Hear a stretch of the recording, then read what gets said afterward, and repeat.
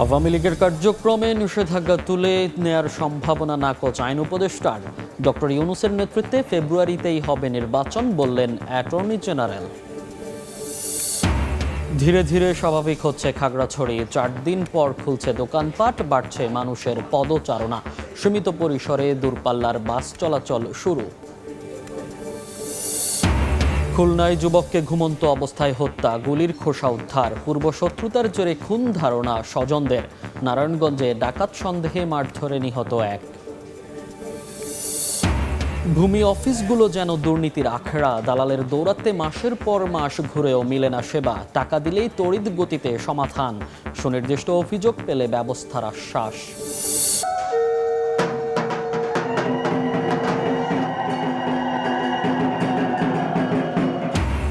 শারদীয় দুর্গোৎসবের মহানবমী আজ। 108টি পদ্ম ফুলে দেবীর আরাধনা। শেষ সময়ে আনন্দময়ী দর্শনে মণ্ডপে মণ্ডপে ভিড়।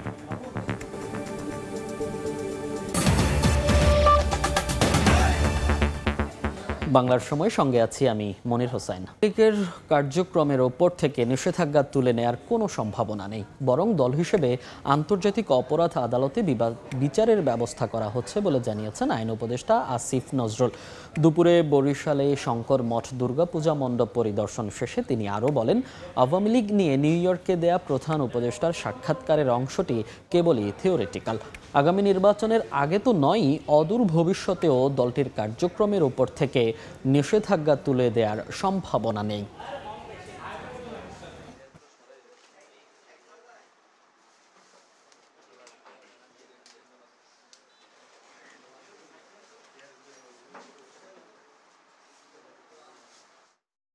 আওয়ামী লীগের কার্যক্রম নিষিদ্ধটা উইথড্র হবে এই ধরনের কোনো সম্ভাবনা আমি দেখতে পাচ্ছি না, আমি অন্তত দেখতে পাচ্ছি না। বরং আমি যেটুকু জানি যে আমাদের আন্তর্জাতিক অপরাধ আদালতে যে প্রসিকিউশন টিম আছে সেই টিমের পক্ষ থেকে সংগঠন হিসাবে আওয়ামী লীগের বিচার চাওয়ার একটা পদক্ষেপ বরং নেওয়া হচ্ছে। কাজেই এই নির্বাচনের আগে তো দূরের কথা, অদূর ভবিষ্যতে আমি আমার পর্যবেক্ষণ থেকে যেটুকু বুঝি আর কি, আমার ধারণা আওয়ামী লীগের কার্যক্রম এটা আপনার যে নিষিদ্ধ হয়েছে এটা উইথড্র হওয়ার কোনো সম্ভাবনা নাই বাস্তবিক অর্থে। প্রধান উপদেষ্টা ডক্টর ইউনূসের নেতৃত্বে ফেব্রুয়ারিতেই জাতীয় নির্বাচন হবে বলে জানিয়েছেন অ্যাটর্নি জেনারেল মোহাম্মদ আসাদুজ্জামান। দুপুরে ঝিনাইদহ ডায়াবেটিক সমিতির মতবিনিময় সভায় প্রধান অতিথির বক্তব্যে এই কথা বলেন তিনি। বিজয়ী প্রফেসর ইউনূস সাহেবের নেতৃত্বে বাংলাদেশ গণতন্ত্র উত্তরণের যে পথে এগিয়ে যাচ্ছে, সেই পথ যত বাধায় আসুক না কেন, বাংলাদেশের মানুষ আগামী ফেব্রুয়ারিতে নির্বাচনের মাঠে ভোট দিতে যাবে। ধীরে ধীরে স্বাভাবিক হচ্ছে খাগড়াছড়ি। 4 দিন পর খুলছে দোকানপাট, সড়কে বাড়ছে সাধারণ মানুষের পদচারণাও। সীমিত পরিসরে দূরপাল্লার বাস চলাচল শুরু হয়েছে, তবে জেলা প্রশাসনের জারি করা 144 ধারা বহাল আছে। টানা 4 দিন অস্থিরতার পর স্বাভাবিক হতে শুরু করেছে পাহাড়ি জনপদ খাগড়াছড়ি। খুলছে দোকানপাট, চলছে যানবাহন। মানমা কিশোরীকে ধর্ষণের অভিযোগে গত 27 সেপ্টেম্বর অনির্দিষ্টকালের জন্য অবরোধের ডাক দিয়েছিল যুগ্ম ছাত্র জনতা। মঙ্গলবার রাতে সংগঠনটির ফেসবুক পেজে দেয়া ঘোষণায় জানানো হয়, শারদীয় দুর্গোৎসবের প্রতি সম্মান জানিয়ে এবং 8 দফা দাবি বাস্তবায়নের আশ্বাসে অবরোধ কর্মসূচি প্রত্যাহার করা হয়। এতে স্বাভাবিক হতে শুরু করেছে জনজীবন। বুধবার সকাল থেকে শহরে সীমিতভাবে শুরু হয়েছে যান চলাচল। দূরপাল্লার বাসের কাউন্টারগুলোতে বেড়েছে যাত্রীদের উপস্থিতি। দোকানপাটও খুলতে শুরু করেছে। কয়েকদিন ধরে আটকা ছিল, আমরা যেতে পারি না। এখন পরিবার যেহেতু স্বাভাবিক আসছে, সেহেতু আমরা আবার যাচ্ছি। খাগড়াছড়ি চট্টগ্রাম গাড়ি অনিয়মিত চলতেছে, পরিস্থিতি স্বাভাবিক হয়ে আসছে, আমাদের কোনো সমস্যা হইতেছে। এখন গাড়ি চলাচল স্বাভাবিক আছে, তো আমি খাগড়াছড়ি থেকে চট্টগ্রাম ইউনিভার্সিটি থেকে যাইতে পারতেছি। আজকে অবরোধ ভাঙাতে মোটামুটি দোকানটা খুলতে পারতেছি। তবে 144 ধারা বহাল থাকায় শহরে সেনা টহলের পাশাপাশি বিজিবি ও পুলিশের তৎপরতা দেখা গেছে। আবার আইন শৃঙ্খলা পরিস্থিতি অবনতি না হয় সেজন্য আমাদের পুলিশের যে নিরাপত্তা ব্যবস্থা ছিল সেটা এখন পর্যন্ত অব্যাহত রয়েছে। যারা আছে কিন্তু জনগণের সবকিছু স্বাভাবিকভাবে তারা করতে পারেন, ব্যবসা বাণিজ্য দোকানপাট এবং এখানে যারা স্থানীয় জনসাধারণ আছেন তারা স্বাভাবিকভাবে সকল কার্যক্রম সম্পন্ন করতে পারে। নিরাপত্তা বাহিনী তাদের কাজ করবে। গত 23 সেপ্টেম্বর এক মারমা কিশোরীকে ধর্ষণের অভিযোগ ওঠে। এ ঘটনার পর থেকে জড়িতদের বিচারের দাবিতে উত্তপ্ত হয়ে ওঠে খাগড়াছড়ি। সময় সংবাদ, খাগড়াছড়ি। খুলনায় নিজ বাড়িতে ঘুমন্ত অবস্থায় এক যুবককে গুলি করে হত্যা করেছে দুর্বৃত্তরা। স্বজনরা জানান, গত রাতে দৌলতপুর থানার মহেশ্বর পাশা এলাকায় নিজ বাড়িতে ঘুমিয়েছিলেন তানফির হাসান শুভ। রাত আনুমানিক 3:30টার দিকে পরিবারের সদস্যরা হঠাৎ শব্দ শুনে তার রুমে গিয়ে গুলিবিদ্ধ অবস্থায় তাকে দেখতে পান। গুরুতর অবস্থায় তাকে উদ্ধার করে খুলনা মেডিকেল কলেজ হাসপাতালে নেওয়া হলে চিকিৎসাধীন অবস্থায় তার মৃত্যু হয়। ঘটনাস্থল থেকে 3 রাউন্ড গুলির খোসা উদ্ধার করা হয়েছে। শুভ দীর্ঘদিন ধরে একটি আন্তর্জাতিক মার্কেটিং কোম্পানির জেনারেল ম্যানেজার হিসেবে কর্মরত ছিলেন। নারায়ণগঞ্জে ডাকাত সন্দেহে মারধরে একজন নিহত হয়েছেন। ডাকাত দলের হামলায় আহত হয়েছেন 4 জন। পুলিশ জানায়, গতকাল গভীর রাতে 2500-এ দড়ি বিষ্ণন্দী এলাকায় 10 থেকে 12 জনের একদল ডাকাত দেশীয় অস্ত্র নিয়ে একটি বাড়িতে হানা দেয়। এ সময় বাড়ির সদস্যরা বিষয়টি টের পেয়ে চিৎকার করলে ডাকাতরা তাদের ওপর হামলা চালিয়ে 4 জনকে কুপিয়ে আহত করে। স্থানীয়রা মসজিদের মাইকে ঘোষণা দিলে আশেপাশের লোকজন এসে ডাকাতদের ঘিরে ফেলে। এক পর্যায়ে উত্তেজিত জনতার পিটুনিতে নবী হোসেন নামে একজন ঘটনাস্থলে নিহত হয়, তবে পালিয়ে যায় অন্যরা। রাজশাহীর ভূমি অফিসগুলোতে দালালের দৌরাত্ম্যে অসহায় সেবা প্রত্যাশীরা। ভূমি অফিসগুলোর শীর্ষ কর্মকর্তারা বিভিন্ন ভুল ত্রুটি ধরে ভুক্তভোগীদের ঘোরাচ্ছেন মাসের পর মাস, তবে দালালদের টাকা দিলেই মিলছে সেবা। সুনির্দিষ্ট অভিযোগ পেলে প্রয়োজনীয় ব্যবস্থা নেওয়া হবে বলে জানান অতিরিক্ত জেলা প্রশাসক। হাবিবুর রহমান পাপ্পুর ছবিতে সাইফুর রহমান রকির রিপোর্ট। রাজশাহীর মোহনপুর উপজেলার হরিহরপাড়া ইউনিয়ন ভূমি অফিস। অভিযোগ আছে, প্রতিদিন এই অফিসে সেবা নিতে আসা অধিকাংশ গ্রাহককে সেবা দেন গিয়াস ও শামীম নামের 2 দালাল। একথা স্বীকার করেছেন অফিস সহায়ক মাহফুজুর রহমান। এমনকি ইউনিয়ন ভূমি উপসহকারী কর্মকর্তা শামীমা আক্তার গিয়াসের মোটরসাইকেলে করে এলাকায় ঘুরে ঘুরে জমির তদন্তের কাজ করেন। গিয়াস আমাকে হেল্প করে না, আমি কোনো জায়গা যদি চিনতে না পারি তাহলে আমাকে বলি, আপনি আমাকে লোকেশনটা চেনাই। অভিযোগ রয়েছে, রাজশাহীর 9টি উপজেলার বেশিরভাগ ভূমি অফিসের কর্মকর্তাদের সঙ্গে দালালদের রয়েছে সখ্যতা। তাই খাজনা খারিজ ও নামজারি করতে আসা গ্রাহকদের হয়রানির শিকার হতে হয় পদে পদে। খোলায়ও টাকা চাই, এই মনে করেন যে খোলায়ও টাকা চাই। টাকা দেওয়ার পরে যদি কাজ হয় তাও ভালো লাগে। প্রচুরই করতে হয়, স্যান্ডেলের তলা পর্যন্ত ক্ষয় হয়ে যায় থেকে। দুর্নীতির জগতে হয়েছে যে এখন গডফাদার বললেই চলে। ইউনিয়ন ভূমি উপসহকারী কর্মকর্তা শামীমার সঙ্গে বিভিন্ন জায়গায় জমির তদন্ত করতে যাওয়ার কথা স্বীকার করেন গিয়াস।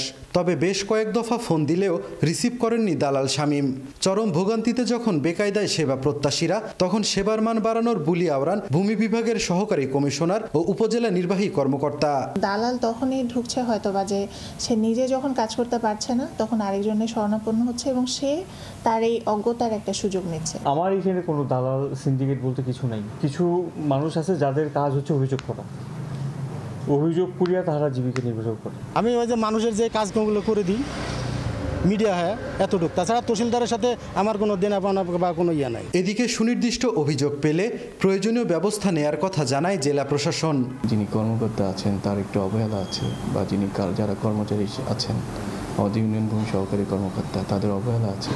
সেক্ষেত্রে তারা যদি আমাদেরকে জানায় যে কোনোভাবে, আমরা অবশ্যই সেটিকে খুব কঠোর হস্তে ব্যবস্থা গ্রহণ করব। রাজশাহীতে মোট 46টি ভূমি অফিস রয়েছে। সাইফুর রহমান রকি, সময় সংবাদ, রাজশাহী। বাংলার সময় আরও থাকছে। বগুড়া সিরাজগঞ্জ ডুয়েল গেজ রেলপথ প্রকল্পের কাজ আবারও শুরু। ভূমি অধিগ্রহণে সরকারের অর্থ বরাদ্দ। ঢাকা উত্তরাঞ্চল ট্রেন যোগাযোগের সময় বাঁচবে 4 ঘন্টা।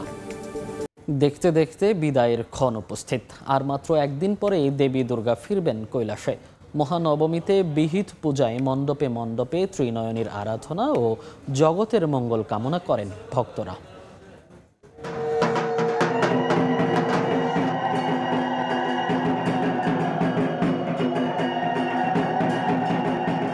শারদীয় দুর্গোৎসব উৎসবের মহানবমীতে ঢাক, কাসর, শঙ্খে বিদায়ের সুর। ভক্তরা বলছেন মহানবমী হলো দেবী দুর্গাকে প্রাণ ভরে দেখে নেয়ার সময়। কল্পারম্ভ ও বিহিত পূজা শেষে দেবীর চরণে মাটির প্রদীপ জ্বালিয়ে পদ্মফুল নিবেদন শেষে বিতরণ করা হয় প্রসাদ। শাস্ত্রমতে এদিন সিদ্ধিদাত্রী রূপে ভক্তদের ঐশ্বরিক ও পার্থিব আকাঙ্ক্ষা পূরণের পাশাপাশি অজ্ঞতা দূর করেন ত্রিনয়নী। সকলে মিলে যেন শান্তিতে থাকতে পারি, মায়ের কাছে এটাই আমাদের সর্বাত্মক কামনা। ধর্ম বর্ণ নির্বিশেষে সবাই যেন মিলেমিশে আমরা এই পূজাটা উদযাপন করতে পারি, এটাই আমাদের চাওয়া। পারিবারিক সুখ শান্তি, অন্যায়ের অবসান ও বাধা বিপত্তি থেকে মুক্তির জন্য প্রার্থনা করেন ভক্তরা। মাতৃরূপী দেবীর বিদায় ঘনিয়ে আসায় ভক্তদের মনে বেদনার ছায়া। আজকে নবমী আসলে মনটা একটু খারাপ হয় যে কালকেই দশমী, কালকে বিদায়। শেষ সময় চলে আসছে, সেজন্য একটু কষ্ট থাকলেও আমরা চাই আনন্দের সাথে, নিরাপত্তার সাথে, সুন্দরের সাথে আমরা এই দিনটাকে পালন করতে। দুর্গাপূজার নিরাপত্তা নিশ্চিতে কাজ করছে প্রশাসন। বিসর্জনের সময় পর্যন্ত তো এটা খুবই পুঙ্খানুপুঙ্খভাবে মনিটর করা হবে এবং তারপরেও আমরা যাতে সবাই নিরাপদে লোকজন যার যার গন্তব্যস্থলে পৌঁছে যেতে পারে সেটাও আমরা দেখাশোনা করব। বৃহস্পতিবার বিজয়া দশমীর মাধ্যমে বিসর্জনের মধ্য দিয়ে কৈলাসে ফিরবেন দেবী দুর্গা। খাদিজা স্বপ্না, সময় সংবাদ। পূজার আরও খবর জানাতে ব্রাহ্মণবাড়িয়ায় আছেন সহকর্মী উজ্জ্বল চক্রবর্তী। সরাসরি যাচ্ছি তার কাছে। এবং আজকে নবমী পূজার মধ্য দিয়ে কিন্তু দেবী দুর্গা পূজার যে মূল আনুষ্ঠানিকতা এক ধরনের প্রায় বলা যায় শেষ হয়েছে। এর মধ্যে কিন্তু ভক্তকুলে বিষাদের সুর নেমে আসে, কারণ মায়ের বিদায়ে ঘণ্টা বেজে গেছে। আপনি জানেন ষষ্ঠী পূজার মধ্য দিয়ে এই 5 দিনব্যাপী দুর্গোৎসব শুরু হয়েছিল। এর মধ্যে আজকে ষষ্ঠী, সপ্তমী, অষ্টমী, নবমী পূজা অনুষ্ঠিত হয়েছে। আগামীকাল হবে বিজয়া দশমী। এই বিজয়া দশমীর মধ্য দিয়ে কিন্তু দর্পণ বিসর্জনের মধ্য দিয়ে দেবী দুর্গাকে আনুষ্ঠানিক বিদায় জানানো হবে। আপনাকে জানি রাখি যে অষ্টমী তিথিতে সন্ধি পূজা অনুষ্ঠিত। সন্ধি পূজায় চন্দ্রমুণ্ডা নামে দেবী দুই পরাক্রমশালী অসুরকে বধ করেছিলেন। বধ করার মধ্য দিয়ে কিন্তু সত্য প্রতিষ্ঠা, অর্থাৎ সত্য ন্যায় প্রতিষ্ঠা করে গেছেন এবং ভক্তগুলি তিনি আশীর্বাদ করে গেছেন যে ভক্তরা যাতে শান্তিপূর্ণভাবে থাকতে পারবেন এই ধরাধামে, সেটি কিন্তু আশীর্বাদ করেছেন। আপনারা জানিয়ে রাখি যে দেবী দুর্গা এবার গজে অর্থাৎ হাতিতে এসেছেন। হাতিতে আসার অর্থ হচ্ছে শস্যপূর্ণ বসুন্ধরা, অর্থাৎ এই বসুন্ধরাকে তিনি শস্যপূর্ণ আশীর্বাদ করে গেছেন। আবার বিদায় বেলা অর্থাৎ তিনি যখন চলে যাবেন দর্পণ বিসর্জনের মধ্য দিয়ে তিনি আবার দোলায় গমন করবেন। দোলায় অর্থ হচ্ছে মরক, অর্থাৎ যুদ্ধ, বিগ্রহ, খরা, দুর্ভিক্ষ, এগুলো হচ্ছে দোলার ফলশ্রুতিতে আছে। শাস্ত্রে বলা আছে, পুরীতের মন্ত্র কিন্তু সেগুলো প্রার্থনা করেছে মা যেন সকলকে ভালো রাখে, সুস্থ রাখে। আজকে এই নবমী পূজার রাতে কিন্তু আমরা প্রত্যেকটি মন্দির ঘুরেছি এবং প্রত্যেক মন্দিরে কিন্তু ভক্তদের ঢল নেমেছে, দর্শনার্থীদের ঢল নেমেছে। আমরা তাদের সাথে কথা বললাম, তারাও কিন্তু বলছেন যে আজকে অনুষ্ঠানের মধ্য দিয়ে যে নবমী পূজা অনুষ্ঠিত হয়েছে তার মধ্য দিয়ে দেবী দুর্গা মাকে এক ধরনের বিদায় জানানো হয়েছে এবং তাদের মধ্যে কষ্ট বিরাজ করছে। তারা বলছেন যে আসছে বছর আবার হবে, মা যেন আবার ভক্তকুলে এসে ভক্তদের আশীর্বাদ করে যায়।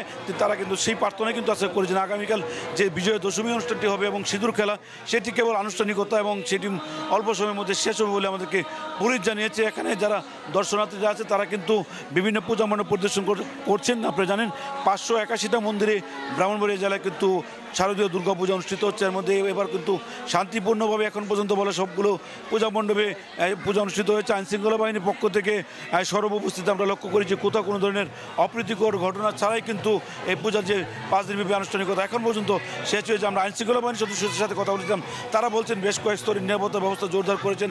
সাদা পোশাকের পাশাপাশি সব ধরনের আইনশৃঙ্খলা বাহিনী কিন্তু তৎপর ছিল বলে আমরা তাদের কাছ থেকে জানতে পেরেছি। আমরা বিভিন্ন পূজা মণ্ডপে তাও লক্ষ্য করেছি। তো এইটুকু ছিল আমার কাছে ব্রাহ্মণবাড়িয়া শারদীয় দুর্গা উৎসবের সর্বশেষ ব্রাহ্মণবাড়িয়া শহরের পূর্ব বাইকপাড়া পূজা মণ্ডপ থেকে। মহানবমীর খবর জানাতে সরাসরি যুক্ত ছিলাম ব্রাহ্মণবাড়িয়া থেকে। দেখছেন বাংলার সময়, সঙ্গেই থাকুন। মাটিতে নৌকাডুবির ঘটনায় আরও 2 জনের লাশ উদ্ধার করা হয়েছে। আরেক নৌকাডুবির ঘটনায় নিখোঁজ 2 কলেজ শিক্ষার্থী। ফায়ার সার্ভিস জানায় সকালে ডুবুরি দল কাপ্তাই হ্রদের BFIDC ঘাটে উদ্ধার অভিযান চালায়। এক পর্যায়ে নিখোঁজ সিরিনা বেগম ও মাসুম নামে এক শিশুর মরদেহ উদ্ধার করা হয়। মঙ্গলবার রাতে লঙ্গদুতে কাপ্তাই হ্রদে BFIDC ঘাট এলাকায় আকস্মিক ঝড়ে 5 আরোহী নিয়ে নৌকা ডুবে যায়। রাতেই এক শিশুর মরদেহ এবং 2 জনকে উদ্ধার করে স্থানীয়রা। এদিকে নানিরয়ার চরে ঝড়ে নৌকা ডুবে নিখোঁজ হয়েছেন 2 কলেজ শিক্ষার্থী। তাদের উদ্ধার অভিযান চালাচ্ছে স্থানীয়রা। ঝিনাইদহে জমি নিয়ে বিরোধের জেরে দুপক্ষের সংঘর্ষে নারী সহ অন্তত 10 জন আহত হয়েছেন। পুলিশ জানায় সদর উপজেলার চুয়াডাঙ্গা গ্রামের বিসিক পাড়ার ইউসুফ আলীর সঙ্গে জমি নিয়ে একই গ্রামের ফারুক হোসেনের বিরোধ চলে আসছিল। এরই জেরে সকালে দুপক্ষের সংঘর্ষে 10 জন আহত হন। দীর্ঘদিন পর আবারও শুরু হচ্ছে বগুড়া সিরাজগঞ্জ ডুয়েল গেজ রেলপথ প্রকল্পের কাজ। ভূমি অধিগ্রহণে অর্থ বরাদ্দ দেওয়া হয়েছে। ঢাকা উত্তরাঞ্চল ট্রেন যোগাযোগে সময় বাঁচবে 4 ঘন্টা। অমৃত সেনের ছবিতে রিঙ্কু কুণ্ডুর রিপোর্ট। 2018 সালে বগুড়া সিরাজগঞ্জ ডুয়েল গেজ রেলপথ নির্মাণ প্রকল্প হাতে নেয় রেলওয়ে কর্তৃপক্ষ। তবে পুরাতন রেলপথটি বন্ধ রেখে নতুন পথের নকশা প্রণয়ন করায় সিরাজগঞ্জ ও বগুড়া জেলায় ভূমি অধিগ্রহণ করতে হয় 960 একর। এর মধ্যে বগুড়া অংশে 52 কিলোমিটার রেলপথের জন্য 510 একর এবং সিরাজগঞ্জ অংশে 32 কিলোমিটারের জন্য 420 একর ভূমি অধিগ্রহণ করতে হচ্ছে। সম্প্রতি এ প্রকল্পের ভূমি অধিগ্রহণ এগিয়ে নিতে সিরাজগঞ্জ অংশে ভূমি অধিগ্রহণের জন্য 950 কোটি টাকা বরাদ্দ পেয়েছে জেলা প্রশাসন। অর্থ ছাড়ের বিষয়টি নিশ্চিত করে এরই মধ্যে জমির মালিকদের ক্ষতিপূরণ প্রদানের জন্য নোটিশ প্রদান করা হয়েছে বলে জানান জেলা প্রশাসক। এখন যে কোনো ব্যক্তি আবেদন করলেই আমরা পেমেন্ট দিতে পারবো। সিরাজগঞ্জ বগুড়া নতুন রেল লাইন প্রকল্পের ব্যয় ধরা হয়েছে প্রায় 10,000 কোটি টাকা। রিঙ্কু কুণ্ডু, সময় সংবাদ। দুর্গাপূজার টানা ছুটিতে সমুদ্র সৈকত কক্সবাজারে ভিড় জমিয়েছে লাখো ভ্রমণ পিপাসু। বৃষ্টি, ঝড়ো বাতাস কিংবা উত্তাল সাগর কিছুই থামাতে পারছে না তাদের আনন্দ উল্লাস। সতর্ক অবস্থানে লাইফগার্ড কর্মীরা। সাগরের ঢেউয়ের মতোই ভ্রমণ পিপাসুদের আগমনে সরব কক্সবাজার। প্রকৃতির বৈরী আচরণকেও উপেক্ষা করে পর্যটকরা খুঁজে নিচ্ছেন আনন্দ। মেঘলা আকাশ, ঝড়ো হাওয়া কিংবা টানা বৃষ্টি কোনো কিছুরই তোয়াক্কা করছেন না ভ্রমণ পিপাসুরা। দুর্গাপূজার ছুটি ঘিরে পরিবার পরিজন নিয়ে ছুটে এসেছেন সৈকত শহর কক্সবাজারে। সমুদ্র আজকের পরিবেশটা খুবই ভালো, খুবই চমৎকার। বৃষ্টি হচ্ছে প্লাস সমুদ্র, এটা আলাদা একটা অনুভূতি। আমার হাজবেন্ডের সাথে এসেছি এই জায়গায়, অবশ্যই ভালো লাগছে। তহবিল সংকট এবং প্রকল্পের মেয়াদ শেষ হওয়ায় 1 অক্টোবর থেকে লাইফগার্ড কার্যক্রম বন্ধ হওয়ার কথা ছিল। তবে জেলা প্রশাসনের হস্তক্ষেপে আপাতত সেবা চালু রাখা হয়েছে, যা স্বস্তি এনে দিয়েছে পর্যটকের মাঝে। উদ্ধার সামগ্রী সরঞ্জামগুলো আশেপাশে রাখছে এবং উদ্ধার কার্যক্রমটা আমরা চলমান রেখেছি। পর্যটন সংশ্লিষ্টরা বলছেন টানা ছুটির কারণে কক্সবাজারে ভিড় করেছে লাখো পর্যটক। সুজাউদ্দিন রুবেল, সময় সংবাদ, কক্সবাজার। ব্রেস্ট ক্যান্সার নিয়ে সচেতনতা বাড়াতে চট্টগ্রামে মাসব্যাপী ক্যাম্পেইন শুরু করেছে সিটি কর্পোরেশন। সকালে চট্টগ্রাম মেডিকেল কলেজ হাসপাতাল চত্বর থেকে ক্যান্সার সচেতনতা মাস উপলক্ষে র্যালি বের করা হয়, পরে প্রেস ক্লাবে গিয়ে শেষ হয়। এতে অংশ নেন সিটি মেয়র সহ ক্যান্সার বিশেষজ্ঞ চিকিৎসকরা। এ সেবার আওতায় 1 লাখ লিফলেট বিতরণ করা হবে নগর জুড়ে। স্কুল কলেজের শিক্ষার্থীদের মাঝে চালানো হবে সচেতনতামূলক ক্যাম্পেইন। সিএসসিআর হাসপাতালে যৌথ আয়োজনে সিটি স্ক্যান, এমআরআই ও মেমোগ্রাফির মতো সেবা 50% ছাড় দেওয়া হবে নগরবাসীকে। বাংলার সময়ের শীর্ষ সংবাদগুলো জানিয়ে দিচ্ছি আরেকবার। আওয়ামী লীগের কার্যক্রমে নিষেধাজ্ঞা তুলে নেওয়ার সম্ভাবনা নাকচ আইন উপদেষ্টার। ডক্টর ইউনূসের নেতৃত্বে ফেব্রুয়ারিতেই হবে নির্বাচন, বললেন অ্যাটর্নি জেনারেল। ধীরে ধীরে স্বাভাবিক হচ্ছে খাগড়াছড়ি। 4 দিন পর খুলছে দোকানপাট, বাড়ছে সাধারণ মানুষের পদচারণা। সীমিত পরিসরে দূরপাল্লার বাস চলাচল শুরু।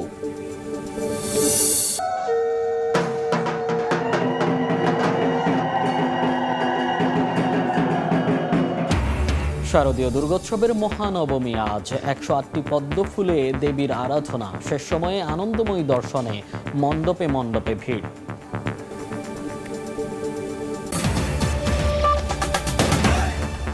এই ছিল বাংলার সময়। এরপর সন্ধ্যার সময় নিয়ে সঙ্গে থাকবেন সহকর্মী ইমদাদুল হক। মনির, আপনাকে ধন্যবাদ।